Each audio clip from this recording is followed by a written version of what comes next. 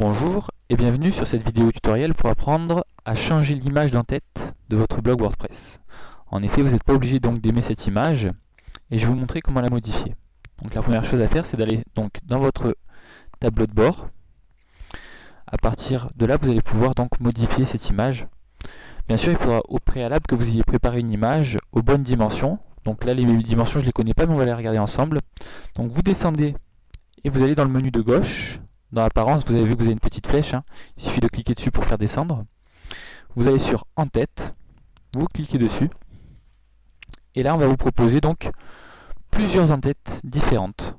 Soit donc de la neige, une forêt enneigée, donc des fleurs au printemps. Vous voyez, vous pouvez choisir en fait, il suffit de cliquer dessus et ça va changer l'image. Si vous voulez par exemple avoir une image personnalisée, c'est-à-dire que vous avez créé vous-même, il vous suffit donc de cliquer sur Parcourir et d'aller chercher votre image dans le dossier où vous l'avez installée, puis de mettre Envoyer.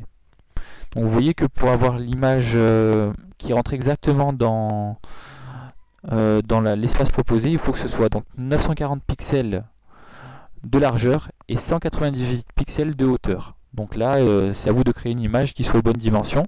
Ensuite de faire Parcourir, d'aller chercher votre image et d'envoyer si vous voulez avoir une image très personnalisée. Donc voilà, à partir de là, donc une fois que vous aurez fini, vous allez tout en bas, vous cliquez sur Enregistrer les modifications. Donc là j'ai pris une autre image, hein. Je vais mettre Enregistrer les modifications pour qu'on voit un petit peu ce que ça donne sur le blog. Mais après si vous créez une image, donc ce sera votre image qui sera installée. Voilà, on va voir ce que ça donne sur le blog. Vous avez vu, l'image d'en-tête a été changée. Et donc vous allez pouvoir la personnaliser encore plus votre blog.